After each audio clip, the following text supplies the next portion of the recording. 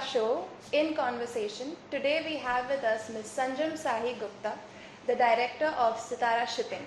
She is an advocate for diversity in this industry, in the maritime industry, and she is a founder member for WISTA India and a board member for WISTA International. Welcome, ma'am, to our show. Thank you, it's a pleasure. Thank you. So, what is WISTA, and can you tell us a little bit about WISTA's journey so far? So WISTA, it stands for Women's International Shipping and Trading Association. It was founded in 1974 in the UK, and currently we have over 50 WISTA associations, WISTA India being one of them. So I was the founder member of the India chapter, which we launched in December of 2012. It's basically a networking platform for women in the maritime industry, and it also provides mentorship and a great platform for women to interact with each other, learn from each other, and also do a lot of business amongst themselves. Yes. So would you say there is a lack of opportunity for women in the shipping industry, and why is that? So I think the shipping industry generally, I feel most of the jobs are gender neutral. But unfortunately, there's a mindset that any job that involves more physical labor, so the seafaring job has traditionally been male dominated. So even today, when there are a lot of women who out of choice want to join the seafaring profession, I think the traditional mindset holds true, where people think, it's physical work, and can women really do that on the ship? They shouldn't be doing that job. We want to protect them. But I think it's to do with the women wanting to do those roles. So I think the choice should be left to women. If they want to take those roles, they should be given the opportunity. And for example, we have really good companies like in the port sector, like PSA at their terminal at BMCT in Nhava Sheva. They have 6 female crane operators, and that's something that was predominantly considered a man's domain. So for women to do that sort of work, I think it just goes to prove that there is no job, whether white or blue collar, that women really can't do. And if companies put their mind to it, they really can have a better gender ratio. Absolutely, that's lovely. So what is your motivation or the reason behind starting ShEO? So I think the whole story started, once WISTA took off in 2012, I started it because I think I did it a little for selfish reasons. I realized I was the only woman in the room for a lot of conferences, and we felt that there should be, some place where we could talk to other women. So WISTA has been great in that way, I think even for me, because I've met so many wonderful women. And when you women sit, we talk about our stories, our journeys, we learn from each other, we encourage each other. Taking that on, I started getting involved with more gender issues. So it wasn't like I planned to advocate for diversity.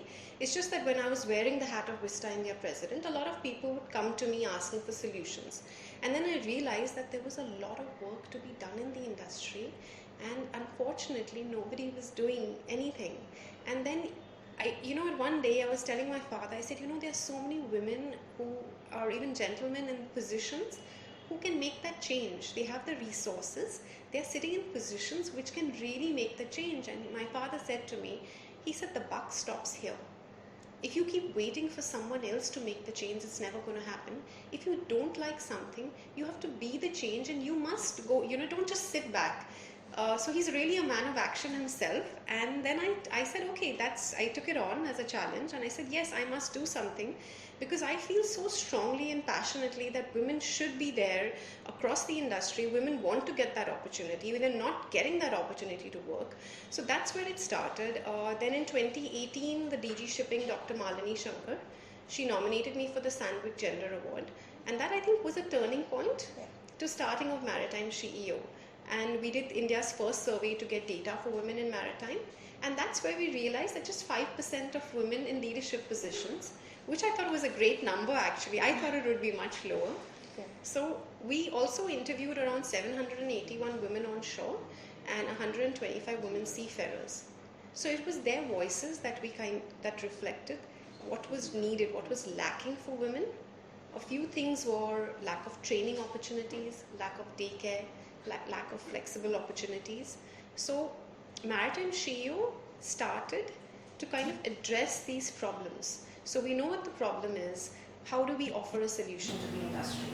So per se it was that maritime ShEO should be giving an opportunity to the industry. That is, what are some of the solutions that WISTA or ShEO, provides for the gender disparity in the maritime sector? So, for example, since we started off with Maritime ShEO, I had a lot of corporates reach out to me, and they invited me to come in there and assess the environment and tell me how they could improve the gender ratio. So what that would entail mean me going there, spending time with their senior management, and generally throughout their various departments, and see how they could improve, diversity within each department. And I think a lot has to do with mindset. So it would be a mix of solutions we offer every company.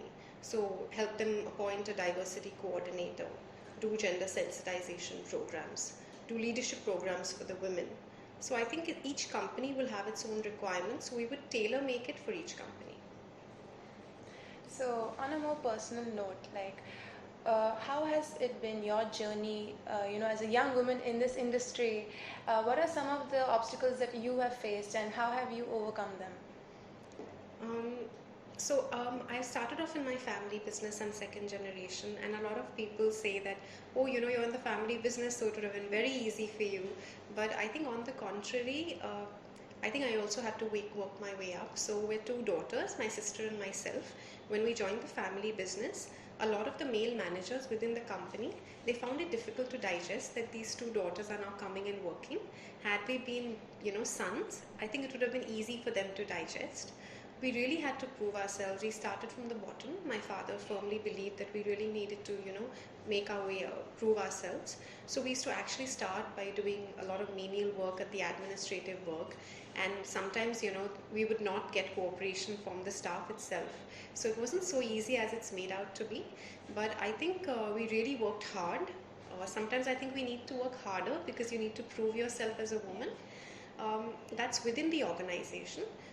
Beyond, for customers and generally in terms of industry, I think it was easier for me than when my mom was working, because we're a family business. My mother handles the finance. So in those days when she would enter the office, the customers would be amazed that, she's walking in. So they would say, oh, Bhabhi ji, dabba leke aayi hai. I think that was easy for them to digest. They thought that it's easy, the wife is coming in. They couldn't even fathom that a woman would be involved in the family business. So we're much more lucky now. And people would ask my father, oh, only two daughters, no sons. Okay, don't worry. Maybe your son-in-law will come, and take over the family business. But your daughters are, only working till they get married. So hopefully we set to rest all those, queries people had over the years, because now I've been working for 19 years. Wow. You certainly set a wonderful example for other young women in the industry like me. I find that really inspiring. Thank you. And so you have Miss Brigitte Leerden, yes, coming all the way from Oslo, yes, to Mumbai, and how do you think her presence and her journey from Oslo to Mumbai is going to impact the people attending your conference? So I think Birgit is a very strong, part of the conference. It's her story, so she will be hosting the conference, yeah, along with a senior gentleman from the industry. And through the entire conference, the narrative would be given. So she would talk about her journey, how she made the journey from Oslo to Mumbai via hydrogen car and via cargo ship, because the theme is not just diversity, it's sustainability. So what we're going to focus on with her co-host, who's a gentleman, is that there's diversity even in the hosting. There's sustainability, because she believes, in actually, the whole concept of sustainability. She doesn't want to take flights. But I also think it also focuses on how we can work with, how collaboration is important. Yeah. So how a Norwegian woman and an Indian woman together, we want to kind of change the world. I think that is so powerful, and you have to just be there to hear her story. Absolutely. And on that note, your message or advice to women out there in this industry who want to create a space for themselves here? So I think there's no one fixed advice or one solution that I can give someone, because everyone's so different. But there's nothing that you can't do, and don't let anyone tell you otherwise. There is no role that you can't fulfill. You can be anyone that you want to be. I tell everyone who can listen that my parents gave me wings, But really, I feel that you can really, fly, soar in the sky. There's nothing stopping you. And if anyone gives you grief, please call me. I'll set them right. That is lovely advice. Thank It you. is such a pleasure having you on our show. It was a pleasure. Likewise. Thank you so much. Thank you.